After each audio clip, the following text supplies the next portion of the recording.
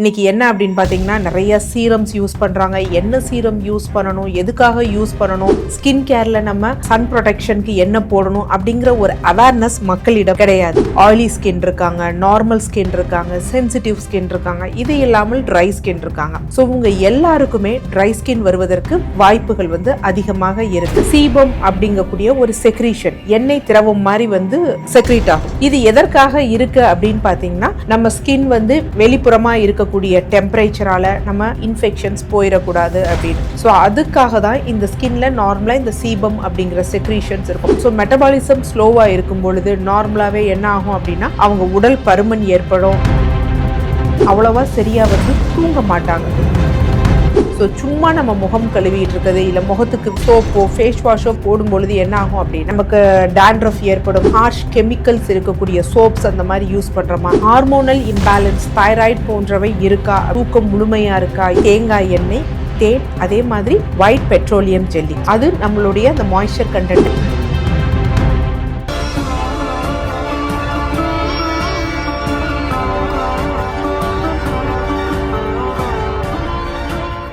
TCH viewers அனைவருக்கும் வணக்கம். தொடர்ந்து நமது சேனலுக்கு அளித்து வரும் ஆதரவிற்கு மனமார்ந்த நன்றி. ஸோ முன்னாடி எல்லாம் என்ன அப்படின்னு பார்த்தீங்கன்னா, உடம்புல ஏதாவது சிக் ஆயிட்டோம், இல்லை பாடி பெயின், நோய், அந்த மாதிரி தான் நம்ம டாக்டர்ஸை தேடி போனோம். ஆனால் இன்னைக்கு காலம் மாறி போயிடுச்சு. தான் ரொம்ப பர்ஃபெக்டா இருக்கணும், வெளியில அழகான தோற்றம் தெரியணும் அப்படின்னு தங்களை மேம்படுத்திக்கிறதுக்காக இன்னைக்கு டாக்டர்ஸை தேடி போகக்கூடிய காலம் வந்துடுச்சு. ஸோ இதுவும் ஒரு ஆரோக்கியமான அப்ரோச்னே நம்ம வச்சுக்கலாம். ஸோ ஸ்கின் அப்படிங்கிறப்ப யூஸ்வலா நம்ம உடம்புல ஆர்கன்ஸ் அப்படின்னு சொல்லுவாங்க பாத்தீங்களா, அதிலே இருக்கிறதுலயே லார்ஜஸ்ட் ஆர்கன் என்ன அப்படின்னு பாத்தீங்கன்னா நம்மளுடைய சருமம், ஸ்கின் தான். ஸோ இந்த சரும பராமரிப்பு அப்படிங்கிறது அண்மை காலத்துல கொஞ்சம் அதிகரிச்சுக்கிட்டே வந்திருக்கு. இன்னைக்கு என்ன அப்படின்னு பாத்தீங்கன்னா, நிறைய சீரம்ஸ் யூஸ் பண்றாங்க. என்ன சீரம் யூஸ் பண்ணணும், எதுக்காக யூஸ் பண்ணணும், ஸ்கின் கேர்ல நம்ம சன் ப்ரொடெக்ஷனுக்கு என்ன போடணும் அப்படிங்கிற ஒரு அவேர்னஸ் மக்களிடம் வர ஆரம்பிச்சிருச்சு. இதுல எல்லாரும் கொஞ்சம் கவலைப்படக்கூடிய ஒரு விஷயம் என்ன அப்படின்னு பாத்தீங்கன்னா, ஸ்கின் ட்ரைனஸ் அப்படிங்கிறது,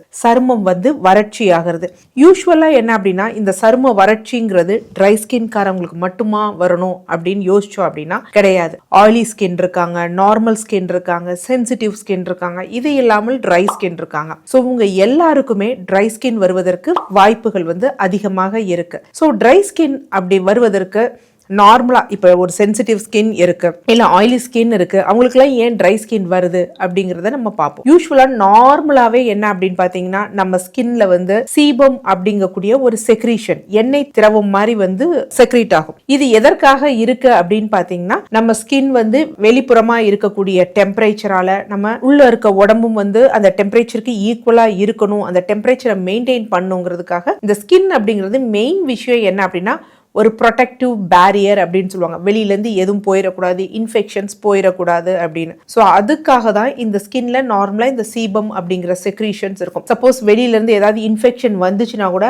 அதை நமக்கு வெளியேற்றதுக்கு தான் என்ன ஆகும்னா, இந்த இன்ஃபெக்ஷன் இதாகி யூஸ்வலாக கொப்பளங்கள் அந்த மாதிரி எல்லாம் ஃபார்ம் ஆகும். ஸோ அப்போ நார்மலாகவே நம்ம ஸ்கின்க்கு இயற்கையிலேயே ஒரு கிரீஸ் ப்ரொடெக்ஷன் இருக்கு. ஆனா சில சமயங்கள்ல ரொம்ப ட்ரை ஆயிரும். நார்மலா என்ன அப்படின்னா, இப்ப குளிர்காலங்கள் அந்த மாதிரி நேரத்துல இல்ல ட்ரையா காற்று வீசுச்சு அப்படின்னா அது என்ன பண்ணிரும் அப்படின்னா, நம்ம ஸ்கின்ல இருக்க அந்த மாய்ஸ்சர் கண்டென்ட்டை எடுத்துரும். அப்ப நார்மலாவே அந்த சூழ்நிலையில நமக்கு என்ன ஆகும் அப்படின்னா, ஸ்கின் பயங்கரமா ட்ரை ஆகும். இது எல்லாமே என்ன அப்படின்னு பாத்தீங்கன்னா, ஹார்மோனல் இம்பேலன்ஸ், குறிப்பாக தைராக்சின் ஹார்மோன், ஸோ ஹைப்போதைராய்டு அப்படிங்கிற ஒரு கண்டிஷன் இருக்கும். இந்த கண்டிஷன்ல என்ன ஆகும் அப்படின்னா, நம்ம உடம்போட மெட்டபாலிசம் அப்படிங்கிறது ரொம்ப ஸ்லோவா இருக்கும். ஸோ மெட்டபாலிசம் ஸ்லோவா இருக்கும் பொழுது நார்மலாவே என்ன ஆகும் அப்படின்னா, அவங்க உடல் பருமன் ஏற்படும். அது கூட சேர்ந்து என்ன அப்படின்னா, ஸ்கின் ட்ரைனஸ் அப்படிங்கிற கண்டிஷன் ஏற்படும். மூணாவது முக்கியமான கண்டிஷன், அவ்வளவா சரியா தூங்க மாட்டாங்க. ஸோ தூங்காத பொழுது ரெண்டுமே ஏற்படும். சில பேருக்கு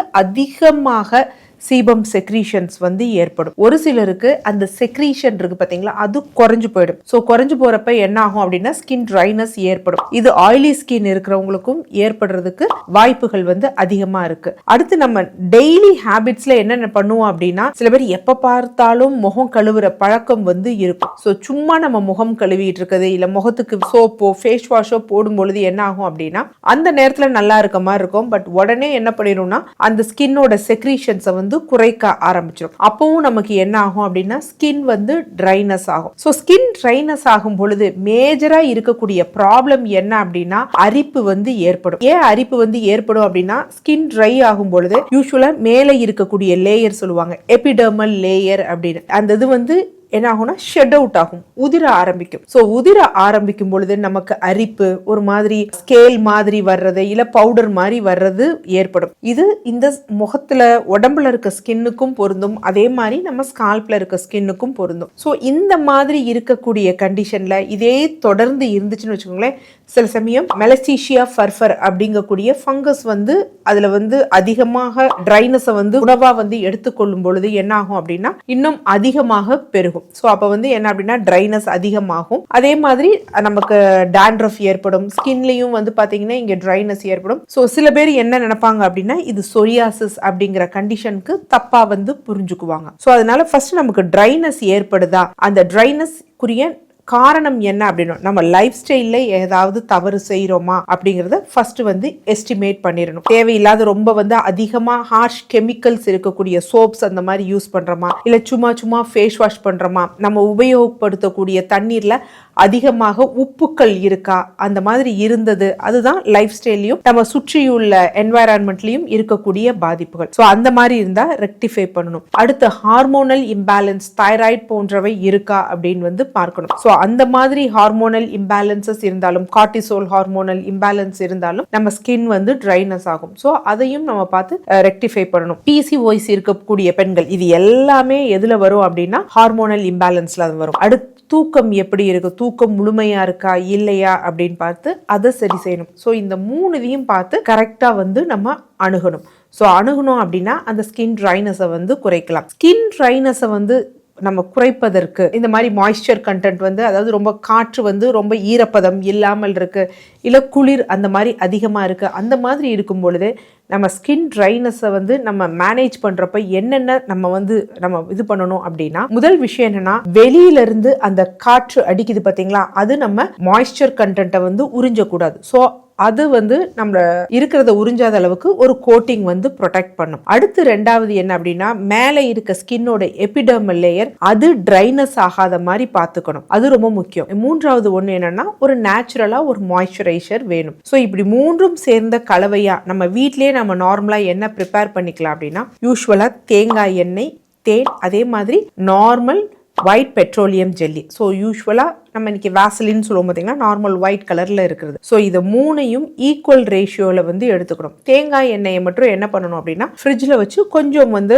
செமி சாலிடாக வந்து ஆக்கிக்கணும். மூணையும் ஈக்குவல் ரேஷியோவில் எடுத்து நல்லா மிக்ஸ் பண்ணிட்டு அதை நம்ம எந்த இடத்துல நமக்கு ட்ரைனஸ் இருக்கோ அந்த இடத்துல நம்ம போட்டுக்கிட்டு வரணும். ஸோ அப்படி தொடர்ந்து நம்ம போட்டுட்டு வரும் பொழுது என்ன ஆகும் அப்படின்னா இந்த நம்ம யூஸ் பண்ணக்கூடிய இந்த பெட்ரோலியம் ஜெல்லி வெளியிலேருந்து வருது பார்த்தீங்களா, அது நம்மளுடைய அந்த மாய்ஸ்சர் கண்டென்ட்டை எடுக்காத மாதிரி பார்த்துக்கும். ஸோ தேன் வந்து நார்மலாவே அதுல வாட்டர் கண்டென்ட் இருக்கு. நம்ம ஸ்கின் எப்பெல்லாம் வந்து நம்ம டீஹைட்ரேட் ஆகிறோமோ, நம்ம உடல்ல இருந்து நீர்த்துவம் போகுதோ, அப்பதான் அதிகமா ட்ரைனஸ், சுருக்கம் போன்றவை ஏற்படும். ஸோ அதை தடுக்கக்கூடிய தன்மை எதுக்கு இருக்கு அப்படின்னா இந்த தேனுக்கு வந்து இருக்கு. ஸோ தேங்காய் எண்ணெய் அப்படிங்கிறது அதுவும் ஒரு நல்ல மாய்ஸ்சர் கண்டென்ட்.